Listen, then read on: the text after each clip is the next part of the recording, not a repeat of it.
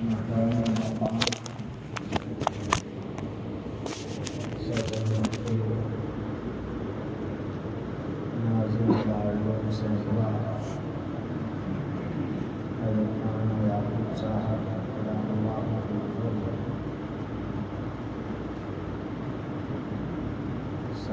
Committee Darul Uloom صفوہ جناب حاجی اسماعیل صاحب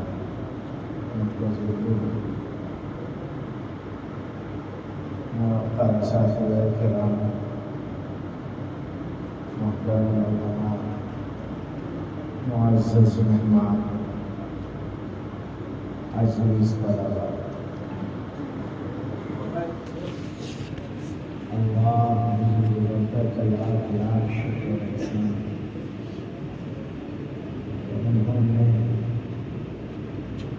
ہمیں اپنے حبیب پاک محمد رسول اللہ صلی اللہ علیہ وسلم کے حضور کے وارثوں کی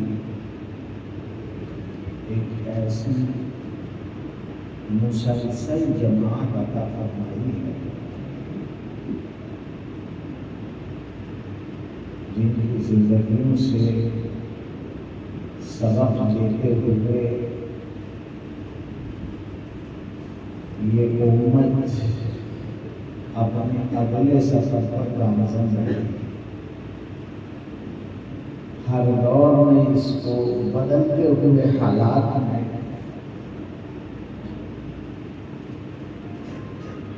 راہ ہدایت پر گامزن رکھنے والے لوگ اللہ کی طرف سے منتخب کر کے دے دیے جاتے ہیں اور بعد والے ان سے سبق لیتے رہتے ہیں۔ رسول اللہ صلی اللہ علیہ وسلم کو یہ تسلی اللہ عز و جل نے خود عنایت فرما دی تھی، اِنَّا أَعْطَيْنَاكَ الْكَوْثَرَ، ہم نے آپ کو یہ خیر کثیر عطا فرمائی ہے کہ آپ کی امت میں کبھی ڈارک ایج نہیں آئے گا، کبھی اندھکار نہیں آئے گا، ہر دور میں نور نبوت سے مستفاد نشان ہدایت لے کر حضور کے دین کے متوالے اور دیوانے موجود رہیں گے جو امت کو راہ ہدایت دکھاتے ہیں۔ یہ تسلی کو حضور کو دے دی گئی تھی اور رسول اکرم صلی اللہ علیہ وسلم کے بعد سے یہ پیغام صحابہ کرام کے ذریعے سے چل پڑا کہ لوگ جاتے رہیں گے، جو آتے رہیں گے وہ اس امت کی نیا کو کھینے والے ناخدا بنتے رہیں گے۔ صدیق اکبر نے وفات نبی صلی اللہ علیہ وسلم کے وقت خطبہ دیتے ہوئے صاف صاف فرما دیا تھا، من کان یعبد محمدا فإن محمدا قد مات۔ ہمیں جو فلسفہ زندگی دیا گیا ہے وہ یہ کہ شخصیات آتی رہیں گی، اپنے حصے کا کام کریں گے اور اپنی ہدایات کا نور ماں باپ کے لوگوں کے لیے پروس کر چلی جائیں گے، بعد میں آنے والے اس روشنی میں اپنی راہیں متعین کریں۔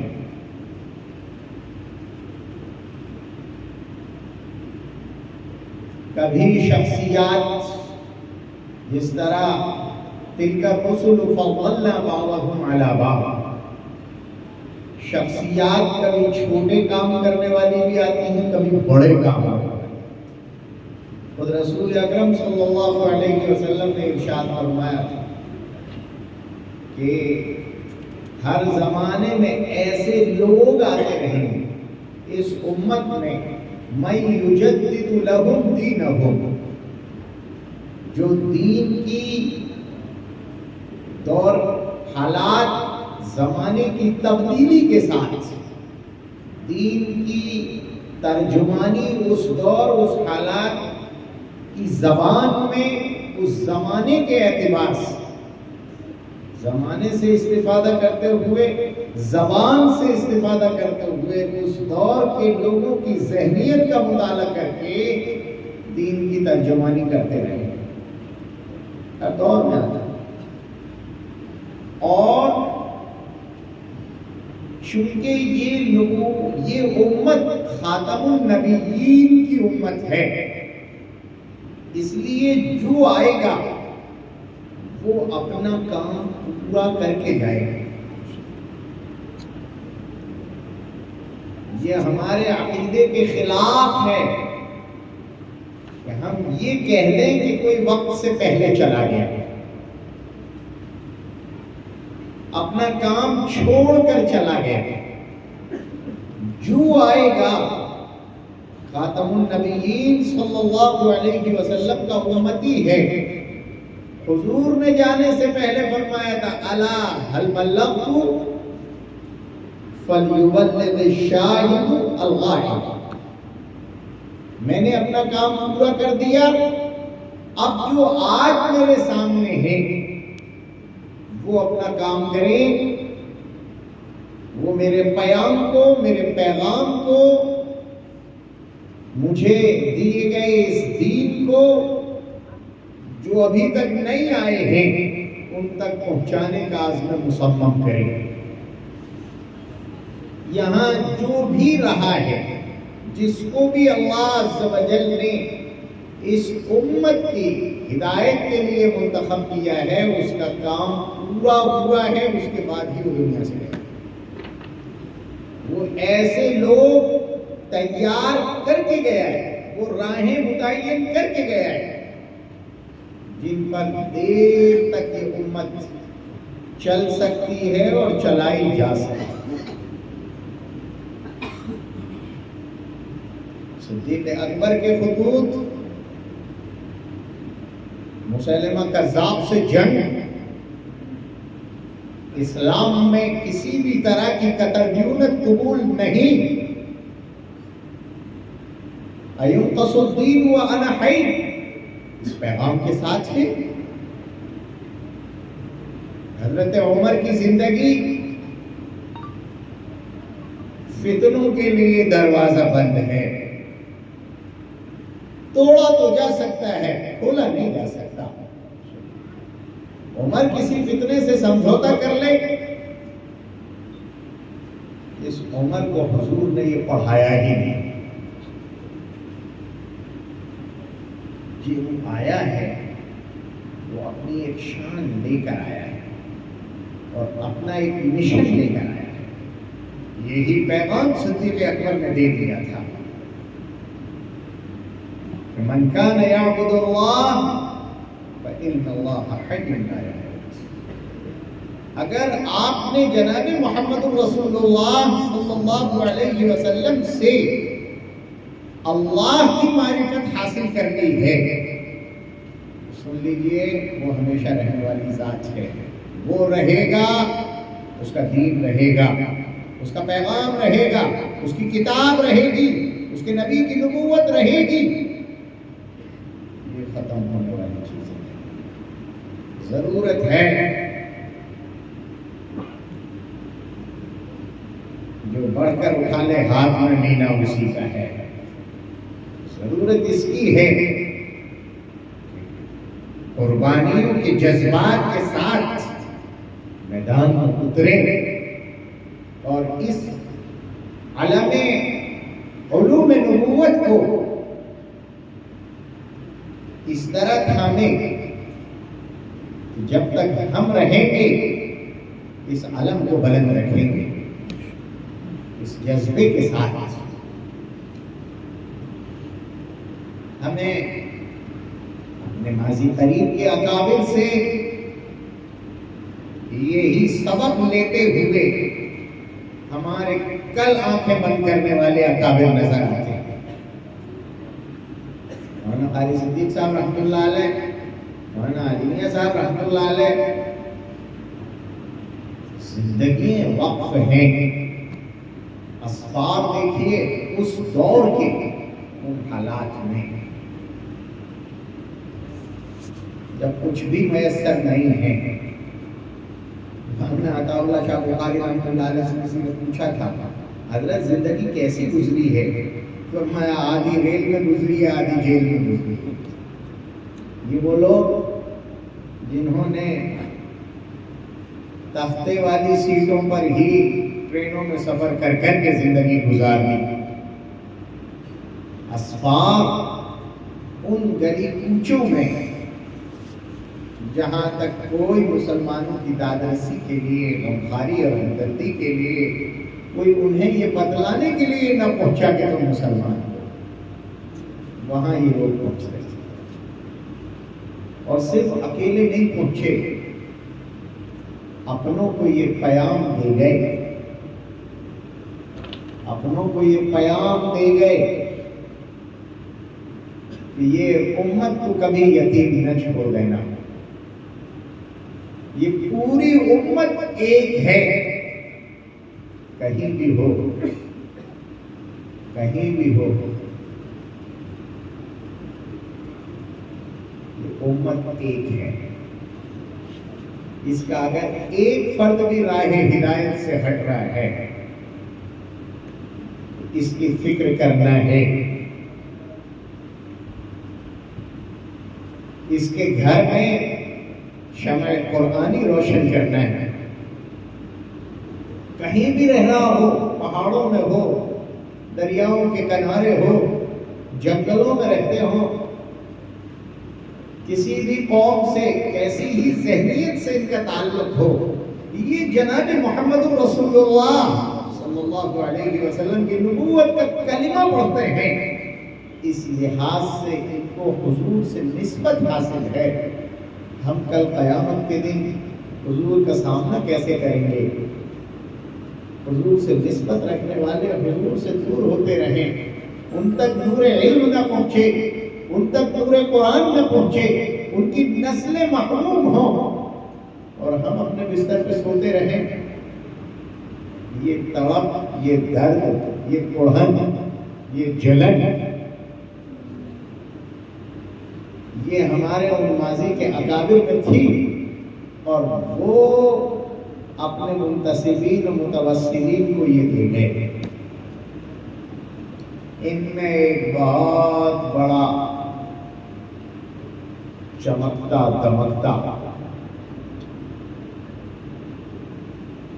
گریٹسٹ برائٹ اسٹار، سب سے روشن ستارہ موجودہ دور کا، اس کو ہم غلام محمد مستانوی کے نام سے آج یاد کر رہے ہیں. اپنے ان اساتذہ سے سلیقہ بھی سیکھا، طریقہ بھی سیکھا.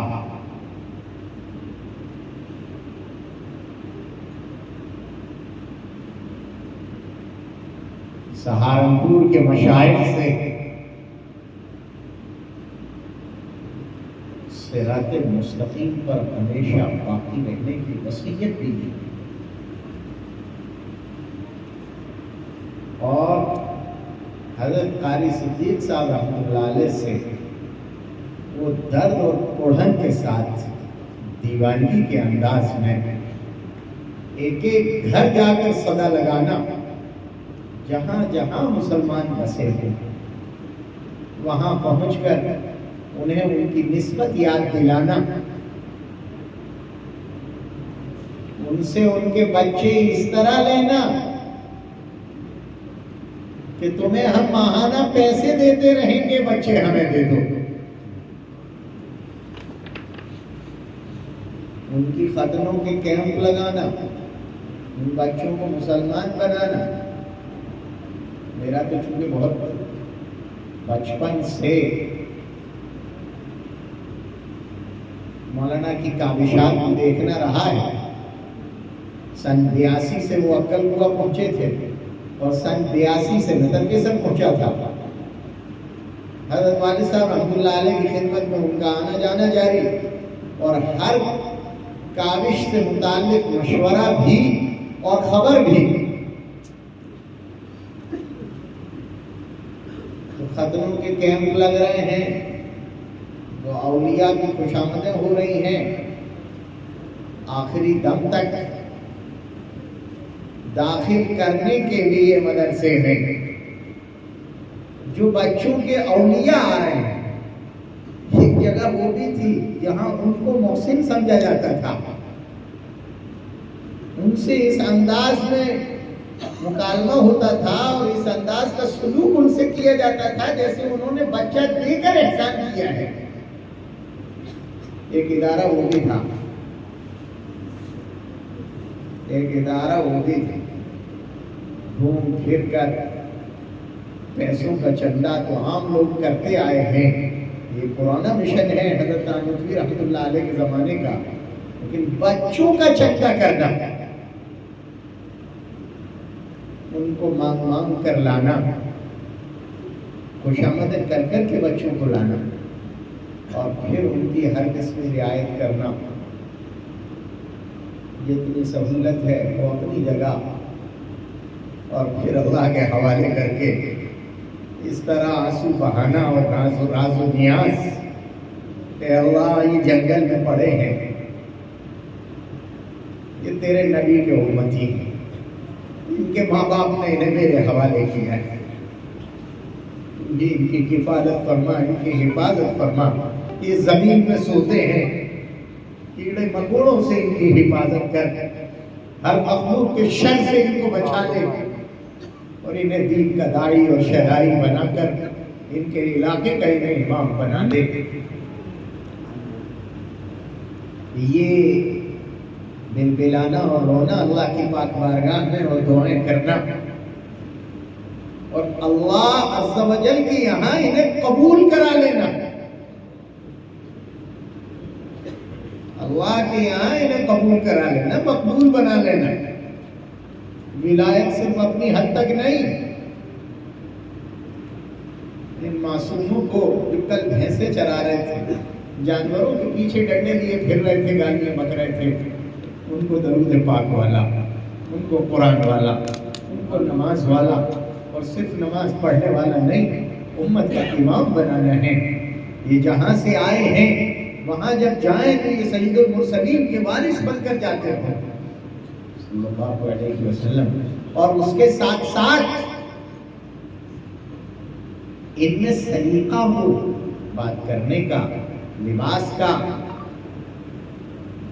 ابھی میں بیٹھا ہوا تھا اسٹیج پر، دیکھ رہا تھا یہ بچوں کو 2 حصوں میں بانٹ رکھا ہے، سب بستہ بیٹھے ہوئے ہیں، تپائیاں درمیان میں لگا رکھی ہیں، اسٹیج سجا رکھا ہے. میں اپنے دل میں سوچ رہا تھا یہ بھی تو ادھر ہی سے آیا ہے، یہ وہ اپنے مدرسے سے لائے تھے اور اس سلیقے کو انہوں نے پورے ہندوستان میں پہنچایا. علماء کو وقار دی، عالمانہ انداز بھی اور طلبہ میں سلیقہ بھی، جینے کا، رہنے کا، بولنے چالنے کا، مرتب گفتگو کا، اور وہ بھی ترہیبی نہیں ترغیبی انداز. مولانا کا امتیاز یہ رہا ہے کہ مولانا نے مدارس سے ترہیب کی جگہ ترغیب کو رواج دیا ہے. اس کو مروان چڑھایا. یہی ترغیبی انداز کو بڑھتے بڑھتے کل ہند مسابقات تک پہنچ گیا. ایک طرف عجیب بات ہے کہ یہ بندہ گاؤں سے بچے لاتا تھا اور ان کے روشن مستقبل کے خواب دیکھتا تھا. ان کی صفائی ستھرائی، ان کے بال بنوانا، انہیں غسل کرنا سکھانا، ان کے ناخن کاٹنا سکھانا، ان کی ختنیں کرانا، ان کو کپڑے پہنانا، یہاں سے شروعات ہے۔ اس دور میں وستانوی صاحب کا ایک جملہ لوگوں میں مشہور تھا کہ اگر میرے مدرسے کا پڑھا ہوا بچہ کہیں کسی گاؤں میں اذان دیتا ہے تو میں سمجھوں گا کہ میرے مدرسے کی روٹیاں کم ہو گئی۔ لیکن یہ ابتدا تھی، لوگ سمجھے کہ یہ گھٹیا درجے کا مدرسہ قائم کر رہا ہے، لیکن وہ جہاں سے اٹھا کر لا رہے تھے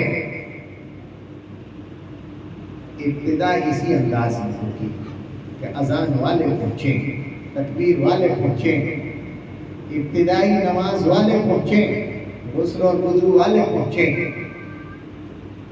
لوگ یہ سمجھے تھے ابتدائی دور میں کہ شاید ان کی منزل مقصود یہی ہے، یہیں تک لے جائیں گے۔ لیکن جب ان کی اولادیں آئیں جن کو یہ نور نبی کا ایک چسکا لگ چکا تھا، ایک روشنی پہنچ چکی تھی، پھر ان کی اولادیں جب آئی ہیں، پھر آپ دیکھیے جانے سے پہلے مؤرخین بھی پیدا کیے، مفسرین بھی پیدا کیے، محدثین بھی پیدا کیے، مصنفین بھی پیدا کیے، مقررین بھی پیدا کیے۔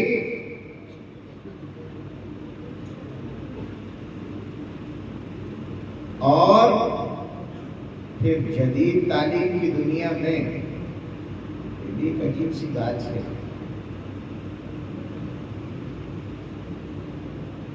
کچھ لوگ مشورہ دیتے ہیں، کچھ لوگ تقریر کرتے ہیں، اللہ عز و جل جس کو قبول کرے وہ راہ بنائے۔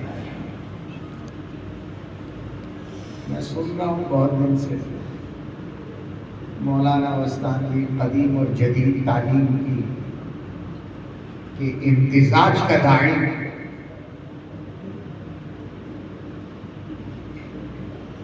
مولانا وستانوی نے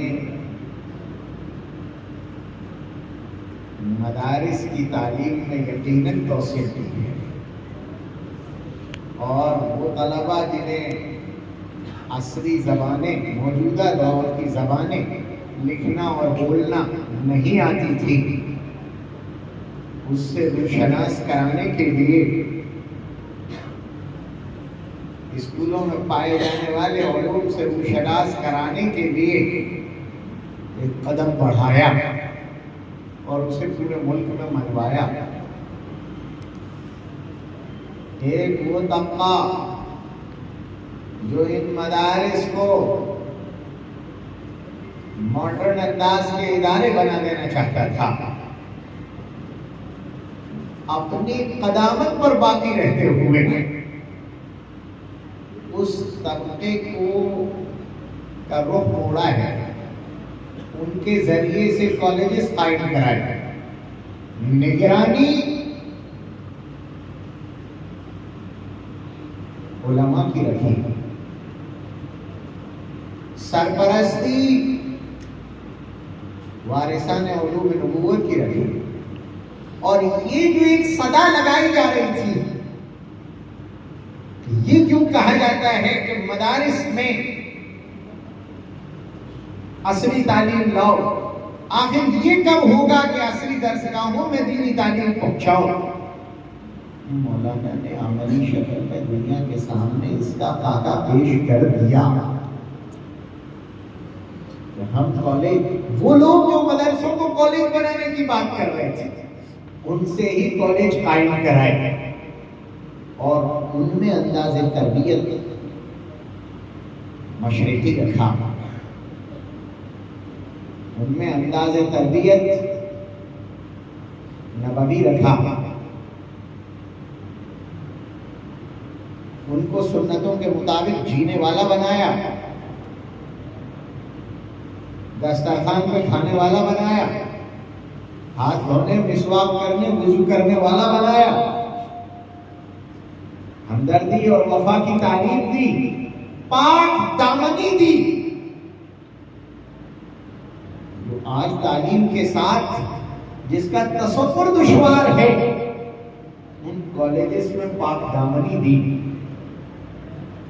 تعلق مع اللہ دیا، اسلام شناسی دی، جناب محمد رسول اللہ صلی اللہ علیہ وسلم سے عاشقانہ محبت دی، ایسے کالجز قائم کرا کے وہ جو ان کا شوق تھا وہ بھی پورا کیا، اور یہ جو سزا لگ رہی تھی کہ وہ دور کب آئے گا، خود اپنی نگرانی میں اس طرح کے کالجز قائم کر کے امت کے لیے ایک مثال قائم کر دی،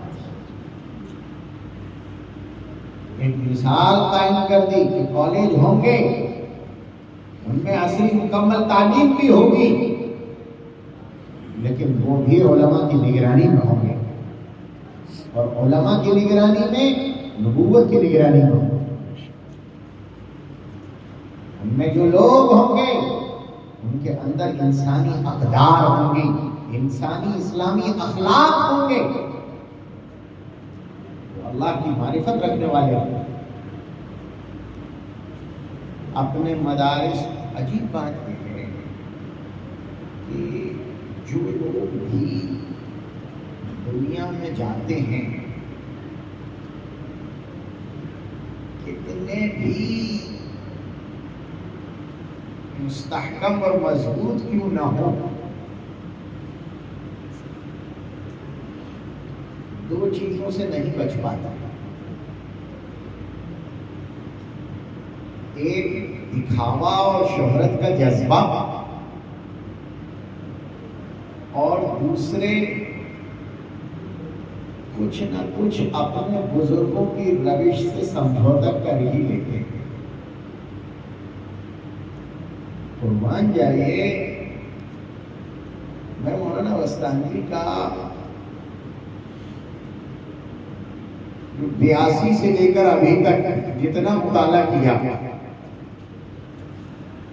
نہ لباس میں، نہ زبان میں، نہ بول چال میں، نہ رفتار و گفتار میں، نہ اپنی زندگی میں، اور جو مشن لے کر چل رہے ہیں نہ اس مشن کے اندر ماڈرنیٹی کو قبول نہیں کیا۔ اپنے مدارس میں بھی اپنے بزرگوں کے اقوال کو منوا لیا، کالجز کو وہ وتیرہ اور سلیقہ تو دیا جو اپنے اکابر سے لیا تھا، بڑے بڑوں کی صحبت میں رہے، وقت گزارا، ملاقاتیں کی، آنا جانا رہا، لیکن یہ عجیب بات ہے کہ مرد قلندر نے کسی کا اثر قبول نہیں کیا۔ وہی اپنا مشائخ کا طریقہ، وہی اپنی جگہ باقی ہے، وہی ذکر اللہ ہے، وہی تلاوت ہے، وہی سادہ لباس ہے، وہی وضاحت ہے۔ مشن اپنی پہچان بنایا، اپنے مشن کی کڑھن دوسروں کے دلوں میں اتار دی، لیکن دوسروں کی ماڈرنٹی کو قبول نہ خود نے کیا، نہ اپنے طلبہ کو قبول کرنے دیا۔ اپنا جامعہ ہم منوا کے چھوڑیں گے پورے ملک کے اداروں کے درمیان، ماڈرن ادارے ہوں یا دینی ادارے ہوں، ہم اپنے جامعہ کے مشن کو منوا کے چھوڑیں گے، اپنے طلبہ کو حقیر نہیں سمجھا جانے دیں گے۔ یہ ایک بہت بڑا کمال ہے کسی صاحب انتظام کا، کہ وہ 40 سالہ عرصے میں، 40-45 سال کے عرصے میں اپنے ادارے کا لوگا منوا دے، اور ہر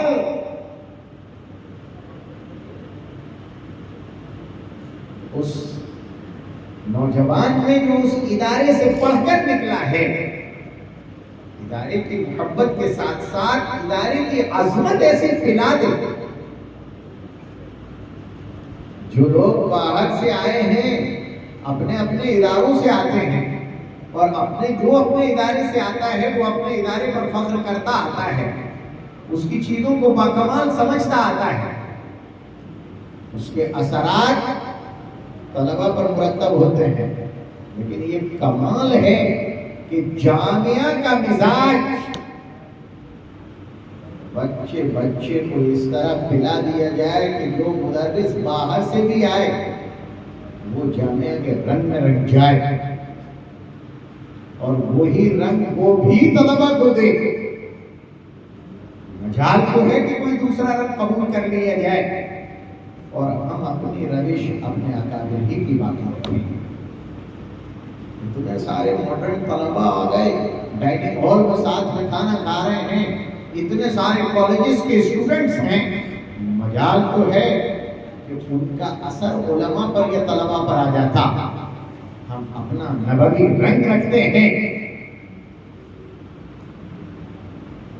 الفخر فخری، ہماری قلندرانہ زندگی ہی ہماری شان ہے، نبی کی سنتیں ہماری پہچان ہے، ہم اس پر فخر کرتے ہیں، اسی پر خود بھی باقی رہنا اور اپنے اسلام اپنے طلبہ میں ایسا رچا بسا لینا کہ باطل کبھی لالچ بھی نہ کرے۔ یہ مشن سے محبت، عمارتیں اپنی جگہ ہیں۔ ایک صاحب نے ایک موقع پر مولانا سے کہا ہوگا کہ حضرت کی مسجد میں بیٹھے ایک دم برجستہ ڈانٹتے ہوئے فرمایا کبھی گرنا مت، اور شہرت سے اپنے آپ کو، سیاست کو شہرت سے بچانے میں کمانا، نہ کسی تنظیم کا نام۔ ہمارا مشن ہماری تنظیم، ہمارا اپنا دائرہ طے ہے، ہم تعلیم اور رفاہی ہیں، اسی میدان میں کام کرتے ہیں۔ لوگوں کو ایسا لگتا ہے کہ مولانا نے اپنے آپ کو مشہور بھی کیا۔ اگر آپ غور سے دیکھیں تو اس آدمی نے جتنا اپنے آپ کو چھپا کر رکھا پورے ملک کی نظروں سے، اس مقام پر پہنچ کر اپنے کام کو، اپنے مشن کو، اپنے جامعات کو، اپنے مدارس کو اتنا چھپا لینا اور بچا لینا، یہ خود ایک کرامت سے کم نہیں ہے۔ جہاں وہ لوگ موجود ہوں جو آپ کو مشہور کرنے اور شہرت دلانے پر تلے ہیں، ان کو لگام بھی لگا رہے ہیں۔ جہاں جہاں جامعات کام کر رہے ہیں، خاموش کام ہوتا رہے، نہ خبروں کی زینت بنے۔ خبروں میں جب بھی آ رہا ہے تو بریفنگ آ رہی ہے اور اچیومنٹ آ رہا ہے، اچیومنٹ آتا ہے۔ ڈاکٹر بن گئے تو ایک مرتبہ خبر آ گئی کہ یہ کھیت نکل گئی، لیکن خاموشی سے کام کرتا ہے۔ خاص طور سے دینی تعلیم کا اتنی جانفشانی کا کام اتنی خاموشی سے انجام دیتے رہنا، یہ کمالی کرامت ہے۔ کبھی مجال تو ہے مین اسٹریم میڈیا میں، کبھی اپنے آپ کو نمایاں کرنے کی یا کام اور کاج کو نمایاں کرنے کی کوشش کی گئی۔ خاموشی سے جو کام ہوتا ہے وہ بابرکت ہوتا ہے، اس کو نظر بد نہیں لگتی۔ مولانا کو اس کا استحضار ہے قدم قدم پر۔ کبھی شہرت نہیں، اپنا جو اچیومنٹ ہے وہ قوم کے سامنے، وہ بھی اپنی نگرانی اور اپنی بریفنگ سے پیش کر دیا ہے۔ باقی کچھ خاموش کام کر رہے ہیں۔ جتنے جامعات ہیں سب خاموشی سے اپنا کام کر رہے ہیں۔ جو طلبہ آ رہے ہیں، پروڈکشن مارکیٹ میں آ رہا ہے، امت کے لیے مفید بنتا چلا جا رہا ہے۔ کوئی شہرت نہیں ہے۔ لوگ ایک مشین کسی بیوہ کو دیتے ہیں، اس زمانے میں فوٹوگرافی ہوتی ہے اور شہرت ہوتی ہے۔ یہاں جتنا کام ہے ان اجری الا علی اللہ، صرف اللہ کے لیے ہو رہا ہے، خاموشی کے ساتھ ہو رہا ہے۔ کتنی شادیاں ہو گئی، کتنے سمیلن ہو گئے، کتنے غربا پروری ہو گئی، کتنے سارے رفاہی کام ہو گئے، مرنے کے بعد ہم لوگ گنتی گن رہے ہیں، لیکن اپنی زندگی میں یہ گنتیاں گنائی نہیں گئی، خاموش کام جاری ہے۔ اور اس کے ساتھ تعلق مع اللہ، اور تعلق مع اللہ بھی ایسا، ہم اپنے والد کے ساتھ رہے پوری زندگی، 14 سال تو ایسے ساتھ رہے کہ وہی ہمارے ابا، وہی ہماری اماں، اور نہ کسی سے دوستی کرنے دی، نہ کسی کے ساتھ اٹھنے بیٹھنے دیا، اس طرح وقت گزارا۔ میں نے دیکھا وہ کبھی کسی سے مرعوب نہیں ہوتے تھے اور نہ ہونے دیتے تھے، نہ کسی کی کبھی، لوگوں میں یہ مشہور ہے کہ مولوی ذوالفقار بہت تعریف کرتے تھے، لیکن مولوی ذوالفقار کے یہاں تعریف میں جو اعتدال تھا، کبھی اس سے تجاوز انہوں نے نہیں کیا۔ لیکن مولوی غلام صاحب کے بارے میں نے دیکھا ایک موقع پر، یہاں الفلاح مدرسے میں مسابقہ ہو رہا تھا اولمپک اندور میں، مولانا معین اللہ صاحب رحمۃ اللہ علیہ کے مدرسے میں، تب والد صاحب نے مولوی غلام صاحب کے بارے میں ایک جملہ کہا کہ یہ اس نے اپنے تعلق مع اللہ کو اپنی فکروں، اپنے کام اور اپنے مذاق میں چھپا رکھا ہے، ورنہ میں دیکھتا ہوں اس کا قلب جاری ہے۔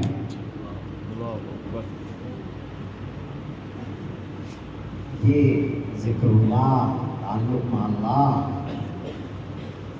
اور بہت بڑی بات، عموماً تلفظ کی وجہ سے قدر کم ہوتی ہے۔ طلبہ پر جب بھی نگاہ پڑے، عزت اور عظمت کی پڑے، کبھی کسی بھی طالب علم کو حقارت سے نہ دیکھا گیا ہو۔ یہ شاید مولانا کی باوجود اس کے کہ وہ سرمایہ داروں کے جیلوں میں رہے، اور عامتاً سرمایہ داروں کی مزاج پایا جاتا ہے کہ وہ پیسے کی وجہ سے دینی علوم کے حاملین کو بہت زیادہ قدر کی نگاہ سے نہیں دیکھ پاتے، چونکہ وہ مادیت والے ہیں، یہ روحانیت والے ہیں، تو مادیت والا روحانیت والوں کو سمجھے گا کیسے؟ اس لیے قدر کی نگاہ سے نہیں دیکھایا جاتا۔ اگر ایک ڈاکٹر یا ایک مولانا اگر دونوں آ گئے ہوں تو ظاہر ہے کہ مولانا پر وہ عزت کی نگاہ نہیں ہوتی جو ایک ڈاکٹر پر ہوتی ہے یا ایک افسر پر ہوتی ہے۔ مولانا نے یہ سارے ارد گرد میں ان سب کو رکھا، لیکن طلبہ کے باب میں وہ کہتے یہ تھے کہ ہماری پالیسی اسٹوڈنٹس فیوریبل پالیسی ہے۔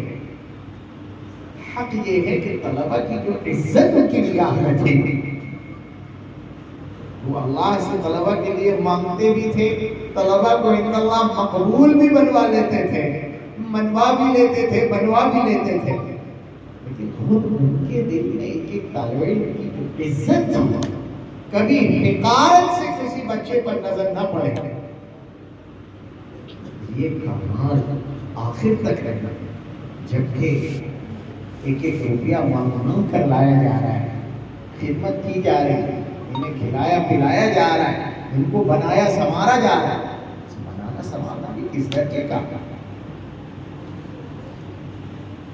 شاید میری اپنے معلومات میں کوئی ادارہ جس زمانے میں پارٹیسپیٹ کیا اور شرکت کی، مسابقۃ القرآن داخلی، مسابقۃ القرآن خارجی، پھر مسابقۃ القرآن پاک ملکی، اور پھر مسابقۃ القرآن عالمی میں حصہ دلایا۔ کب؟ وہ شیخ محمد وغیرہ مکرانی جو اب بزرگ ہو گئے اور کیا کیا بن گئے، شیخ الحدیث ہو گئے، آج ان کے شاگرد مارکیٹ میں ہیں۔ جب یہ لوگ پڑھ رہے تھے تب مولانا نے جامعہ کو عالمی مسابقے میں اتارا اور کامیابیاں دلائیں۔ اس وقت میں شاہ فہد کا دور ہے اور باقاعدہ یہ مشورہ ہو رہا ہے وہاں شاہی محل میں کہ یہ مسابقۃ القرآن میں کامیابی حاصل کرنے والوں کو سعودی حکومت نے یہاں بلایا ہے، ان کو ہم کیا انعام دے سکتے ہیں، کیا چیز ایسی ہے جو امتیاز بن جائے۔ وہاں ایک عالم نے مشورہ پیش کیا عاشق قرآن میں کہ آپ کے پاس اگر کوئی سب سے بڑی نعمت ہے تو وہ کعبۃ اللہ ہے، آپ اگر ان کو سب سے بڑی کوئی نعمت دے سکتے ہیں تو وہ یہ کہ انہیں کعبۃ اللہ میں داخل کر کے وہاں 2 رکعت پڑھنے کی اجازت دے دیں۔ جامعہ کے بچے، یہ حوصلہ دیکھیے ایک گاؤں میں بیٹھے ہوئے آدمی کا، جامعہ کے بچے وہاں سعودی حکومت کے مہمان بن کر مسابقۃ القرآن میں شرکت کرتے ہیں اور پھر انہیں کعبۃ اللہ میں اندر نماز پڑھنے کی اجازت بطور انعام دی جاتی ہے۔ سعودی حکومت سمجھ رہی ہے کہ یہ ہم انعام دے رہے ہیں، حق یہ ہے کہ یہ انعام اللہ عز و جل کی طرف سے۔ اس دور میں ملکی مدارس کو یہ رجحان دینا، یہ ترغیبی، طلبہ پر زیادتی اور سختی نہیں، تشویقی اور ترغیبی انداز، مسابقات کا دل کھول کے انعام دیا جا رہا ہے، دل کھول کے انعام دیا جا رہا ہے۔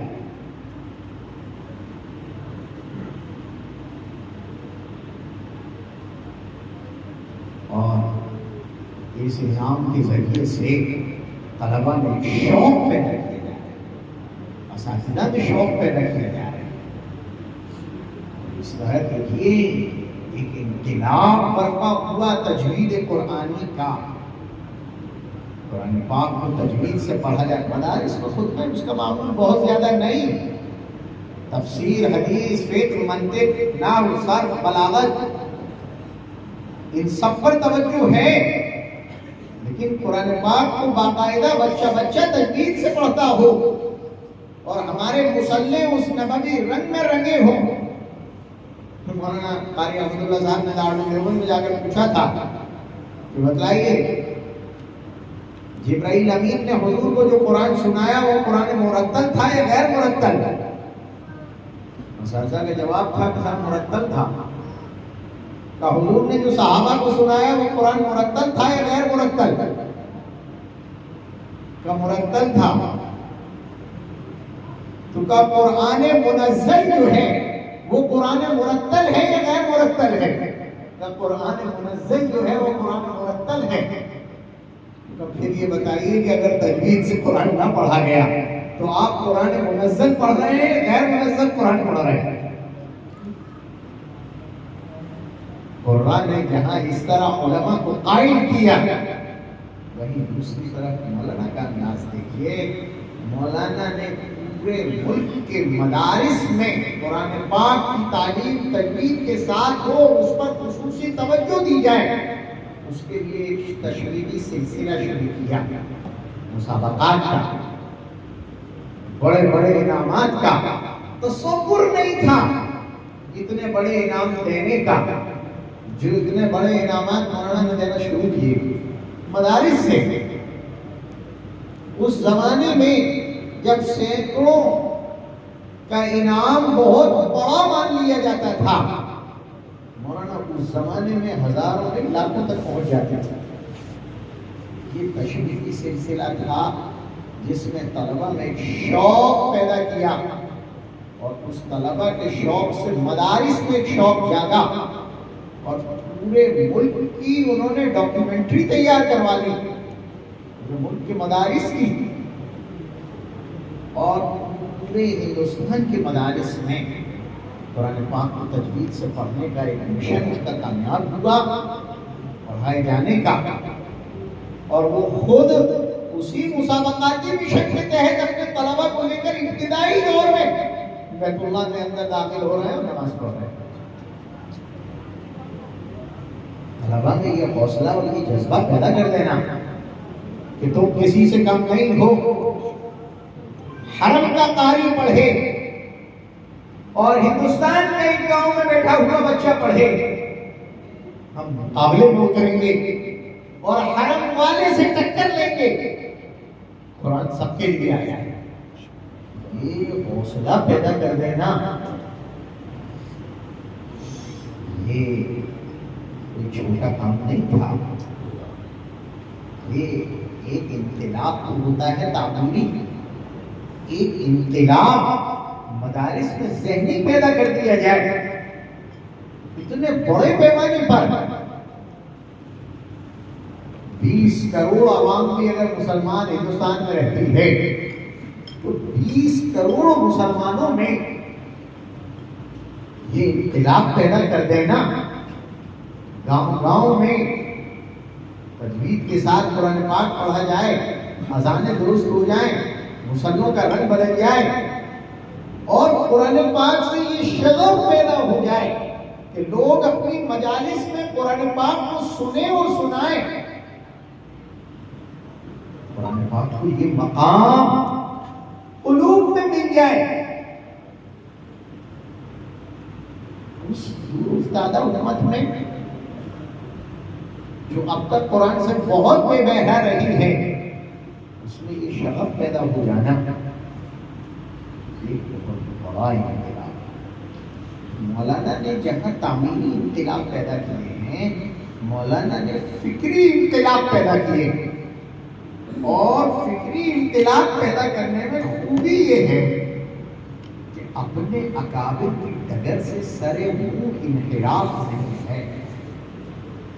ایک بال برابر گفتار میں, نہ کردار میں, نہ سوچ میں, نہ فکر میں. اتنا سب پیسہ امت پر خرچ ہو رہا ہے, لیکن اپنا انداز قلندرانہ باقی رکھنا, ایک سوچ اور فکر کہ ہم اکیلے ترقی نہ کریں. ہم پورے ملک میں مدارس نہیں بنا سکیں گے, لیکن پورے ملک کے مدارس کو اپنا مشن دے سکیں گے. اس کے لیے عجیب انداز ہے, ہر مدرسے کو پیسے جو آ جائے اسے پیسے دو. آپ اپنے یہاں بیت الخلا بنوا لیں, آپ اپنے یہاں مسجد بنوائیے, آپ اپنے یہاں عمارت بنوائیے, آپ اپنے یہاں مہمان خانہ بنوائیے, لیکن تعلیم سدھارنی چاہیے, معیار بلند کیجیے. دوسروں کی یہ فکر, اپنے یہاں کی ضروریات بڑھتی چلی جا رہی ہیں, اس کے باوجود دوسروں کی ضرورت وَيُؤْثِرُونَ عَلَىٰ أَنفُسِهِمْ وَلَوْ كَانَ بِهِمْ خَصَاصَةٌ. کروڑوں کے پروجیکٹ اپنے یہاں کے ہیں, لیکن اس کے باوجود دوسرے مدارس, یہ ابھی سنایا نہیں جا رہا تھا کہ ہمارا دارالقرآن قدیم بھی, جدید بھی, دارالحدیث بھی, دارالطلبہ بھی, مسجد بھی, یہ سب رہی بھی منت ہے. میں نے ایک مرتبہ مولانا ظاہر کیا, مولانا سب جگہ کام کرتے ہو, ہمارے ایم پی کیوں نہیں کرتے, یہیں سیدوان میں بیٹھے. ہمارے لگے بیٹا ایم پی والوں کو کام کرنے کا شوق نہیں ہے, صدر سیکرٹری بننے کا شوق رہتا ہے, بس وہ کام کرنا نہیں چاہتے. لیکن مولانا نے یہاں بھی کام کر کے دکھا. مجھے یاد ہے میں جب یہاں تدریس کے لیے پہلی بار آیا تھا, آپ نے مجھے کہا کہ غلام نے مجھے بھیجا ہوگا, میرے پاس کوئی خبر نہیں. ایک دم گھبرا گیا کہ یہ کیا ہوگا. میں وہاں سے چلا آ رہا ہوں, یہ آپ کو بھی میں نے پہلی بار دیکھا ہے. اب یہ ایک دم سیندوا نیا بارڈر یہاں کا, میں ادھر کا ایم پی کا, بالکل ادھر والا بارڈر بھنڈ مورینا گوالیر کا, اور ایک ایم پی کا یہ والا بارڈر سیندوا کا, یہ بالکل دو کنارے ہیں, پوری لمبائی کھینچ جاتی ہے. تو میں اس کنارے کا, یہ اس کنارے پر مولانا کہہ رہے ہیں میرے پاس کوئی خبر نہیں ہے. تو یہ تو میں ریفیوجی اور شرناರ್ಥی بن گیا, میں کیا کروں. دوسرے دن مفتی ابوالکلام صاحب آئے تھے, انہیں جانا تھا وہاں عقل ہوا, وہ نورانی قاعدے کا مدرس لینے جا رہے تھے. ان کے ساتھ مولانا نے مجھے یہاں سے بھیج دیا کہ کیا وہیں سے بیٹھ لے کر چلا گیا. وہاں اس وقت میں کوئی مولوی محمد تھے, اب تو نہ معلوم کتنے سال کے ہو گئے ہوں گے, پڑھنے سے تھے کوئی, وہ بالا گھاٹ کا دورہ کر کے آئے تھے اور وہ وہاں بیٹھے اسی مجلس میں مولانا کو رپورٹنگ کر رہے تھے کہ اس علاقے میں ضرورت بہت ہے، امت بہت پیاسی ہے، جہالت بہت زیادہ ہے، لیکن وہاں بدعات کا غلبہ ہے، ہم اپنے نام سے کام نہیں کر سکیں گے۔ مولانا نے فرمایا وہاں اسکول کے نام پر کام شروع کرو، اور پھر بالا گھاٹ میں جامعہ قائم ہوا۔ پھر بات آگے بڑھی تو سہلی میں قائم کیا، پھر اور آگے بڑھے تو اب تو ساگر میں بہت بڑا پروجیکٹ قائم ہو گیا۔ ادھر دارالعلوم سہوا کو 40 سال سرپرستی کی اور دارالعلوم کو دارالعلوم بنا کے چھوڑا، پورا دارالعلوم بنا کے چھوڑا۔ جب دنیا سے اس جہان سے گئے ہیں تو علماء کا پروڈکشن شروع ہو چکا۔ اس کے بعد مولانا کو جب دیا گیا تھا، کبھی عربی سوم سے اوپر سندھوا نہیں جا سکا۔ لوگ اس کے بارے میں کہتے تھے کہ اوپر چڑھتا ہے اور نیچے گر جاتا ہے۔ کئی بار ہم اسے دیکھ چکے ہیں کہ یہ چڑھتا ہے اور گر جاتا ہے، لیکن اللہ عز و جل بری کے رحمت کرے اس مرد قلندر کو، اس نے اس اٹھنے گرنے والے بچے کو جب گود میں لیا ہے تو پورا حتی اذا بلغ اشدہ پہنچا کے چھوڑا ہے۔ 40 سال کا بوڑھا کر کے چھوڑا، اور اس 40 سال کے بوڑھے کو 35-39 سال کا تجربے کار معتمد دے کے چھوڑا۔ 40 سال مولانا نے نگرانی فرمائی اور 39 سال کا نگراں معتمد ہے۔ ایک ہی آدمی کو 39 سال اس ایم پی میں ناقدری کے اس ماحول اور اس ماحول میں اپنی پوری جوانی نہیں پوری زندگی قربان کرنے کا جذبہ تو دینا، تنقید بدل جائے۔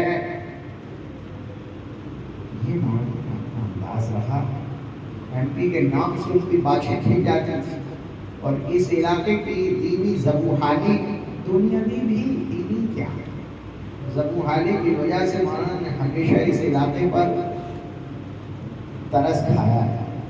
مولوی رضوان ہردہ مجھے سنا رہے تھے کہ ہم داخلے کے لیے پہنچے کب؟ شوال کی 27 تاریخ کو۔ وہاں تو ہارٹ اٹھ چکی تھی، کون داخلہ کر رہا تھا 27 تاریخ کو؟ لوگوں نے کہا کہ دیکھو اب داخلے کی کوئی چانس تو ہے نہیں، لیکن ایک مرتبہ مولانا غلام صاحب سے ملاقات کر لو۔ اب بھنڈا کے بڑے حضرت کہاں ملیں گے؟ معلوم ہوا کہ سفر میں جانے کی بالکل تیاری ہے۔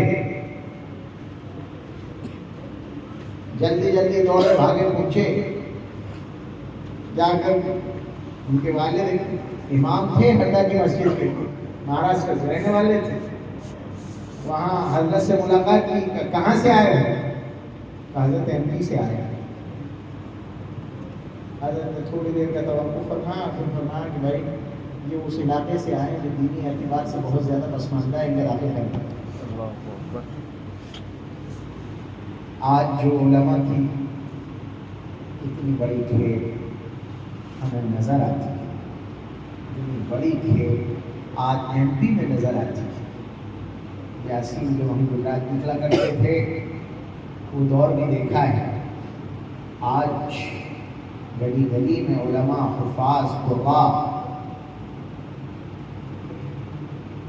اور اب تو سب سے زیادہ مفتی نظر آ رہے ہیں، جدھر دیکھو ادھر مفتی نظر آ رہے ہیں۔ یہ جو اتنی بڑی تعداد نظر آ رہی ہے، اس میں مولانا قاری صدیق صاحب رحمۃ اللہ علیہ کی دعائیں، درد، فکر، غم اور مدارس کو قائم کرنے کا مزاج، کوشش اور کاوش، اور مولانا کی سرپرستیوں اور فکروں کو اگر ہم مقام دیں تو بلا کسی مبالغے کے کہا جا سکتا ہے کہ 60% حصہ ان دو شخصیات کی طرف چلا جاتا ہے۔ جتنا بڑا کام ہوا ہے یہ تو ایک صوبے کا ہے. اللہ عز و جل نے جتنا کام لیا، جب جس کا کام پورا ہو جاتا ہے چلا جاتا ہے.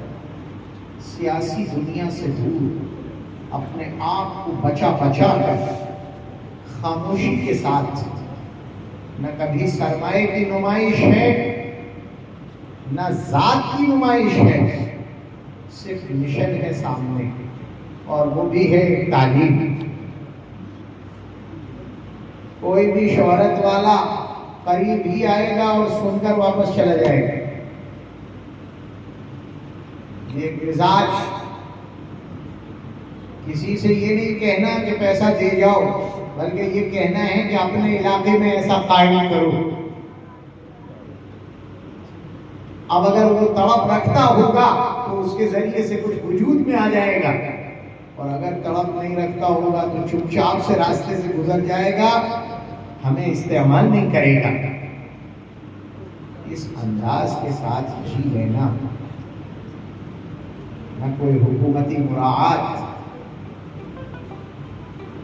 نہ مرتے دم تک کسی سازش کا شکار ہو پانا. اس دور دجل میں اپنے آپ کو ہر قسم قید سے بچا کر صرف قرآن پاک کا علم بردار بنا کر رکھنا، یہ بزرگوں کی دعاؤں، اخلاص، للہیت، اللہ کی طرف سے قبولیت، اور ماں باپ کی طرف سے اللہ کے دین کے لیے وقف کر دینے کی سچی نیت.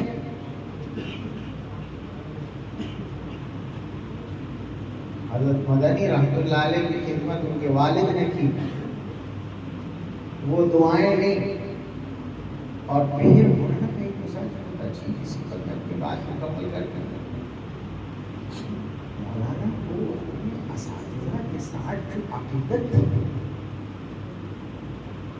انہوں نے کبھی بھی اپنے اساتذہ کے سامنے اپنے آپ کو کبھی نہ درشایا نہ کچھ سمجھا کچھ.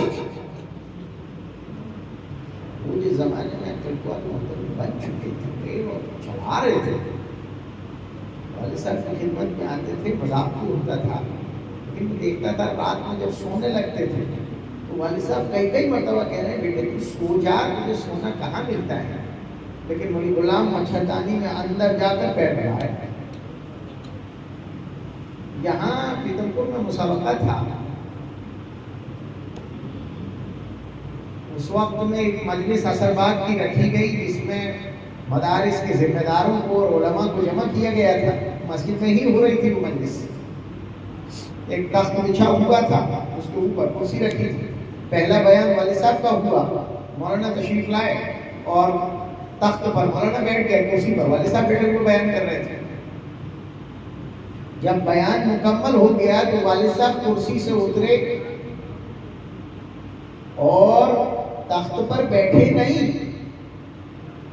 والد صاحب اپنی ضرورت کے لیے چلے گئے، لیکن مولانا اس کرسی پر نہیں بیٹھے. مولانا نے بیان تخت پر بیٹھ کر ہی کیا. یہ اپنے اساتذہ کے ساتھ سامنے اپنے آپ کو مٹا دینا اور غایت درجے کی محبت اپنے اساتذہ سے عقیدت کے ساتھ. ہمیشہ اساتذہ کا ذکر خیر. طلبہ میں مزاج ہوتا ہے، کچھ نہ کچھ کمزوری ہے. والد صاحب نے لکھا ہے اپنی کتاب میں، طالب علم کتاب سمجھے نہ سمجھے مدرس کو ضرور سمجھتا ہے. ہر طالب علم کچھ نہ کچھ سناتا ہی ہے، لیکن مولانا کے یہاں جو ذکر خیر اپنے اساتذہ کا، ہر زمانے میں اتنی محبت اور مشورے کی اتنی اہمیت.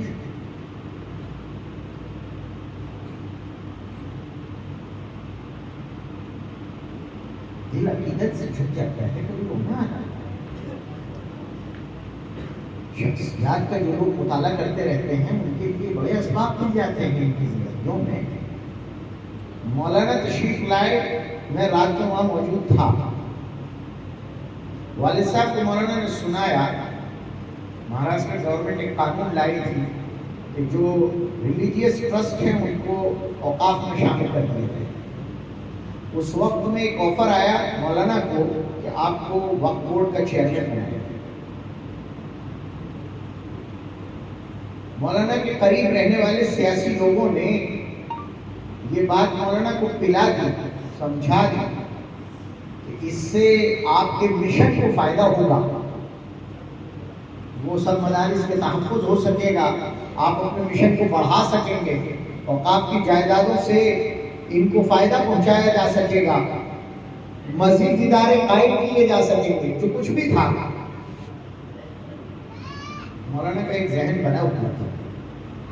مولانا تشریف لائے والد صاحب کی خدمت میں، وہاں دیر تک باتیں ہوتی رہی. والد صاحب کا اپنا بات کرنے کا انداز، مولانا کا اپنا مزاحیہ انداز. بہت دیر تک میں یہ استاد و شاگرد کے انداز دیکھتا رہا اور مجھے یہی دیکھنا تھا کہ آخر میں کیا ہوتا ہے. مولانا کو چھوڑنے کے لیے والد صاحب دروازے تک آئے. عموماً ہوتا یہ تھا کہ والد صاحب کسی کو بھی ودا کرنے کے لیے آتے تھے تو صرف جہاں چپلیں رکھی جاتی تھی وہاں اپنے کمرے کے دروازے تک آتے تھے. صرف مولانا غلام صاحب کے لیے یا مولانا عبداللہ صاحب کے لیے، ان دو کے لیے وہ سینے تک آتے تھے. اور پھر اس وقت بڑے پیارے انداز میں کہتے تھے غلام بیٹے دعا کریے. وہ ایک خاص وقت ہوتا تھا. دروازے پر جب پہنچ گئے تب والد صاحب نے میرے غلام سے کہا کہ میرے غلام ٹھیک ہے، اس کا خیال رکھنا کہ اگر کمپٹیشن کے لیے کسی اور کو اتار دیں تو پھر تم شریک مت ہونا، تمہارا اپنا ایک مقام ہے تو اللہ نے تمہیں بخشا ہے.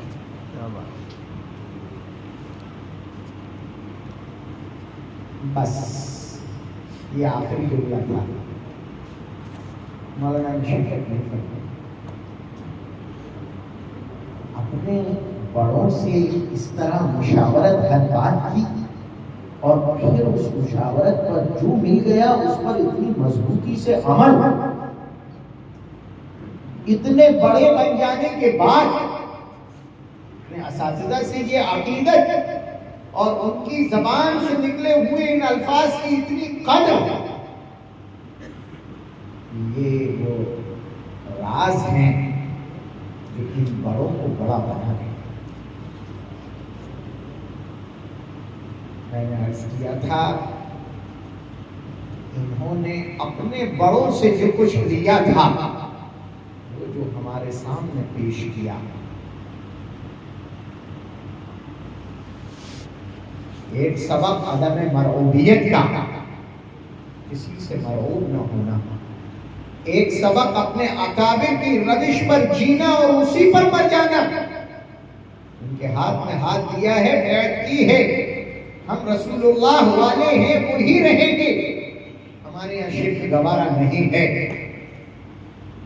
نہ تہذیبی شرک گوارا ہے، نہ زبانی شرک گوارا ہے، نہ اپنے مشن میں شرک گوارا ہے. ہم موحد ہیں، موحد رہیں گے. دوسروں کو اپنے مشن سے متاثر کرنے کا درد بھی ہو اور کڑھن اور فکر اتنی ہو کہ کوئی کتنا ہی بڑا آ جائے وہ ہم سے ہمارے مشن کے باب میں درد اور فکر لے کر جائے، ہمیں متاثر کر کے نہ جائے. یہ سبق ہے. اساتذہ کے ساتھ ایسی عقیدت، محبت اور عظمت اور اپنے انہی بڑوں کو اپنے لیے مفید تر سمجھ کر. مولانا قاری صدیق صاحب رحمۃ اللہ علیہ تشریف لائے تھے مرتبہ ترکیسر سے. انہوں نے ایک جملہ عجیب فرمایا تھا. انہوں نے فرمایا تھا کہ دیکھو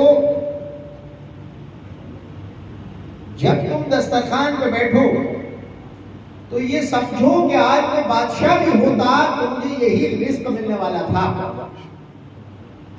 اور جن اساتذہ کے سامنے تم زانو تلمس طے کر رہے ہو اللہ سے دعا بھی کرو کہ اللہ جو علم آپ دینے والے ہیں مجھے میرے مقدر کا وہ انہی اساتذہ کے وسیلے سے دے دیجیے، اور اپنے اساتذہ کے بارے میں یہ یقین کر لو کہ مجھے جو علم ملے گا وہ انہی سے مل جائے گا۔ دنیا بھر میں جس کو جس سے مل رہا ہو، مجھے جتنا علم اللہ عز و جل نے مقدر فرمایا وہ انہی اساتذہ سے ملے گا۔ باوجود اس کے کہ مولانا عرب اسکالرز سے بھی نظروں میں نظریں ڈال کے بات کیا کرتے تھے، پوری دنیا میں ان کی آمد و رفت، لیکن اس سب کے باوجود انہوں نے اپنے ان ہندوستانی اساتذہ سے ہمیشہ مشاورت کی، اور انہی کی مشاورت پر ادارہ بھی چلتا رہا، اور خود اپنی زندگی میں اپنے مشن کو لے کر گامزن رہے۔ بہت بڑا سبق ہے۔ اللہ عز و جل ان جانے والوں کو اپنی فی مقام صدق عند ملیک مقتدر جگہ نصیب فرمائے، اپنے نبی کے جوار رحمت عطا فرمائے، اور ہم سارے متوسلین کو مولانا کی ان خطوط پر تا حیات گامزن رہنے اور اپنی نسلوں کو اس کا سبق دے کر جانے کی توفیق نصیب فرمائے۔ آمین وآخر دعوانا ان الحمد للہ رب العالمین۔ تشریف رکھتے ہیں کہ واقعہ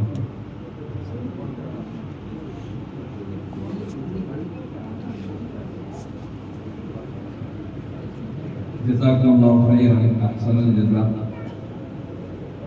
حضرت مفتی ملے صاحب دامت برکاتہ العالیہ نے نہ صرف یہ کہ ایک فکر انگیز خطاب کیا، بلکہ ہمیں سمجھایا کہ حضرت استانوی کیا ہے، حضرت استانوی کو ہمیں سمجھایا۔ ہم لوگوں نے بھی تقریباً 32-33 سال حضرت استانوی کو دیکھا، لیکن اس طرح سے حضرت استانوی کو ہم نہیں سمجھ پائے جس طرح سے بھی حضرت نے ہم کو سمجھایا۔ اللہ رب العزت حضرت مفتی صاحب کی عمروں میں عافیت کے ساتھ برکت عطا فرمائے اور مزید کام۔ میں اصل میں آج حاضر ہوا تھا مولانا یعقوب صاحب کی عادت ہے، میں آنا پہلے سے طے تھا، مجھے خبر ملی تھی کہ مولانا نے دعا کرائی تھی اس رات میں اور بے ہوش ہو گئے تھے، تو ایک مرتبہ یہ واقعات ہو چکے تھے، مجھے تشویش تھی۔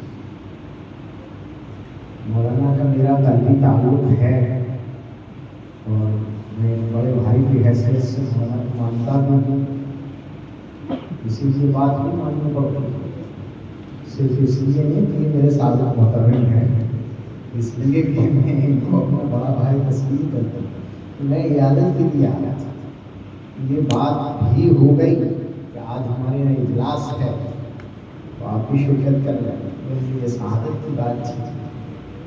اللہ عز و جل اپنے ہی لطف و رحمت سے ہمیں